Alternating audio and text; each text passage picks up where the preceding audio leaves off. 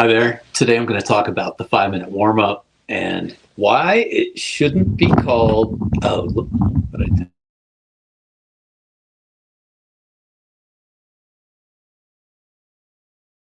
All right, what's going on here? All right, I'm back. Sorry about that. Not sure how that was for you, but it was confusing for me. All right, so the 5-minute warm-up shouldn't be called the 5-minute warm-up because you can't warm up in 5 minutes. It should be called the 5-minute covert spy campaign. Now, this is the second video in the series of Tennis Strategy 201, which is more geared towards the player who now has some experience. And the reason that this is different is because when you're first starting to play matches, whether you're a junior or whether you're an adult and you're just getting into it, the first thing that's going to happen is you're really going to get kind of overwhelmed with anxiety. You're going to find that it's a little difficult to put your mind on anything else but how you're playing. So in the early going, this advice is not for you. So this is not a tennis 101 concept. It's definitely a tennis strategy 201 concept. So, you know, in 101, you focus on what you're doing almost exclusively. Once you start to get comfortable playing matches and now you're not overwhelmed and you are more ready to pay attention to what's going on, then you change your focus to the most important person on the court, and that is your opponent. So that's a great Craig O'Shaughnessy quote, is that you are the second most important player on the court. And which brings us to a couple different things. Bill Tilden said, find out what your opponent's favorite shot is and never hit it there. And find out what their weakness is and use that, exploit that. I'm paraphrasing a little bit, but in the book, I'll probably get the exact quote. I'll dig a little bit deeper. Oh, doing it again.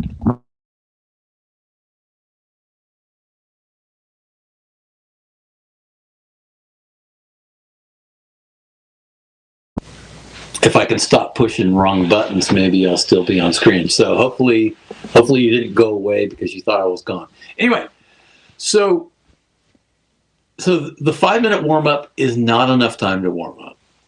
So what do you do instead? I mean, basically what you want to do, you're coming into the match and you should have already warmed up for 15, 20, even 30 minutes, depending on how hot it is and how you're feeling.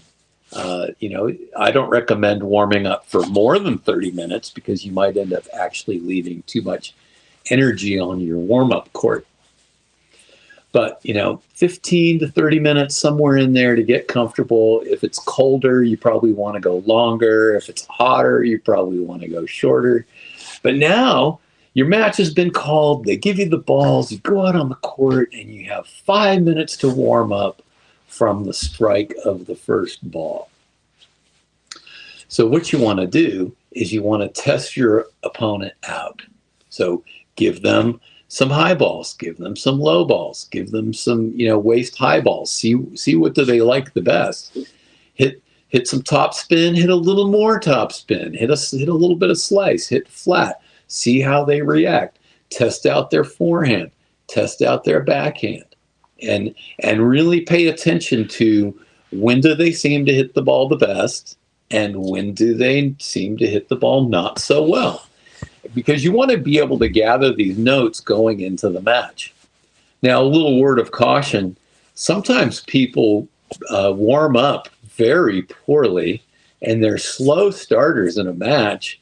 And then as they get into a match, their game starts to change. They start to get warmed up. They're a little more confident. They hit a couple of good shots. They get on a roll. So you have to be ready to be flexible. Just because you gathered some data in your 5-minute warm-up doesn't mean it's an ironclad truth that is going to give you the key to victory.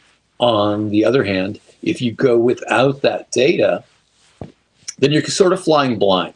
So take a little time, figure out what's their least favorite shot. A lot of times with a two-handed backhand, it's going to be low balls to their backhand side. With a one-hander, it's probably going to be high balls to their backhand side.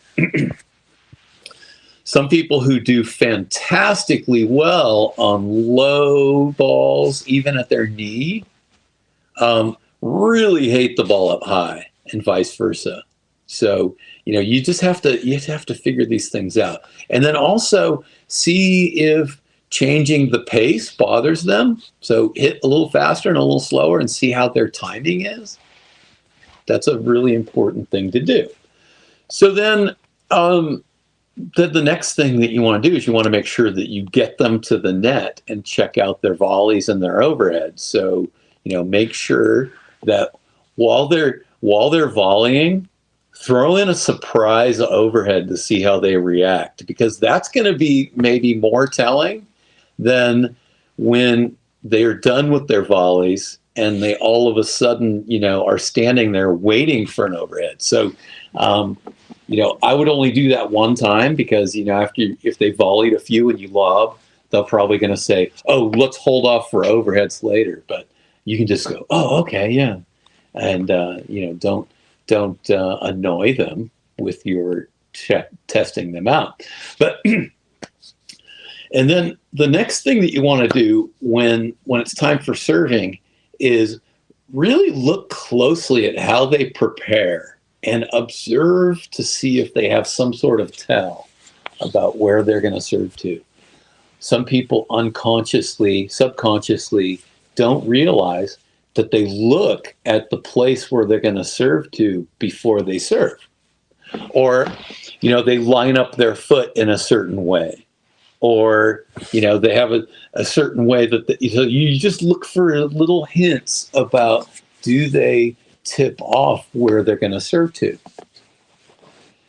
And then look at how they warm up their serve. If they're serving to a certain place over and over and over again, well, maybe that's what's going to happen in the match. So, my first reaction would be to look for the place that they're warming their serve up the most, and make sure that you move, slightly that direction, shade over your return position so that you can protect against that one first. So, another thing that you can look for is, how do they respond when they miss? So sometimes you can start to see even some beginnings of frustration even in the warm-up. Now, there's another interesting thing too, is that you yourself want to try to disguise any weaknesses that you have. So, you might want to, if you're not feeling good about your backhand, run around and hit a few more forehands in the warm-up. I don't know, just be creative that way. But, also you can kind of show something that you're not going to do in the match. Maybe you'll just, drop shot once or twice or something like that. Do some different kind of things in the warm up and make them think that these are all the things that you're going to do. So there's kind of a little bit of a subterfuge that goes on there. Now, one thing you want to be careful of, oh, pardon me. Wow. Right there, live on camera, the big yawn. One thing you have to be careful of is not trying to win the warm-up. This is a mistake that a lot of newer players do, is they try to come out and impress their opponent, and the points aren't even live yet. So all you're really trying to do is, respond to how the idiosyncrasies of your opponent, sort of read and react to their shots, see what they do, and place a few balls where you want them to go, but don't actively try to win any points. If you could just rally, perfect, and just keep it going and be as courteous as you can to them, because this is like generally accepted that if they're at the net, that you're gonna hit the ball to where they can volley it, so they can practice their volleys. If you're returning, if they're serving, then you're just catching the two balls and you're serving them back. It's actually in the code that you're not supposed to return the person's serve, but you can pretend.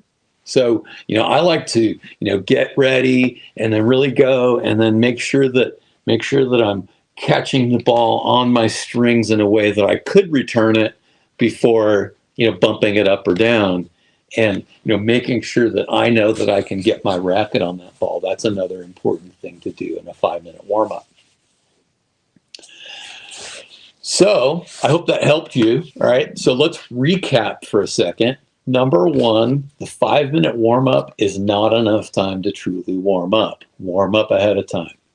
2, the primary purpose of the 5-minute warm-up is for you to observe the idiosyncrasies, patterns, strengths, and weaknesses of your opponent.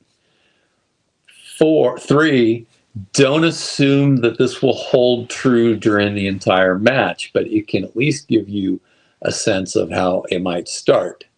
All right.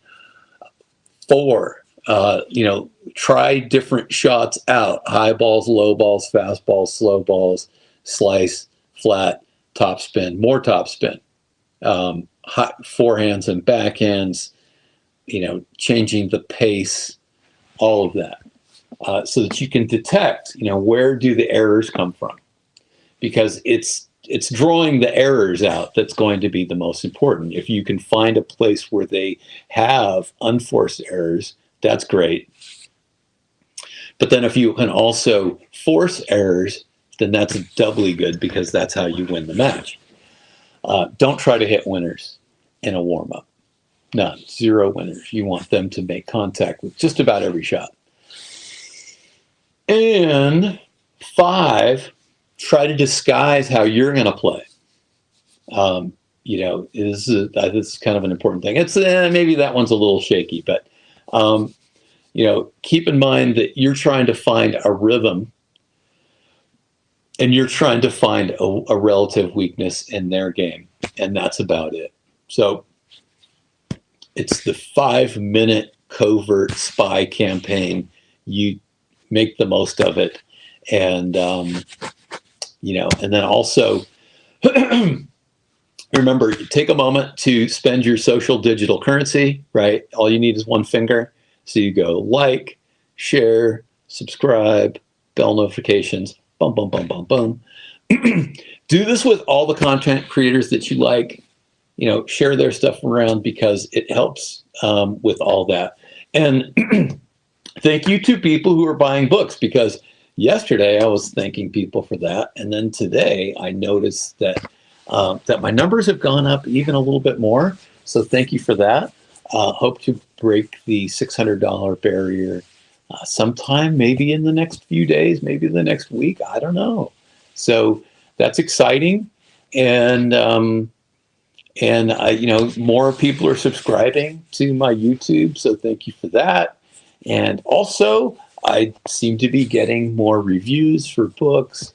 One thing that's kind of funny, look at the books that I have, and you'll see that there are 1-star reviews, but they have no qualitative thing. And I'm like, why does Amazon allow that? But anyway, who cares? Who cares about that? But, the good reviews are the good reviews, and I do appreciate those.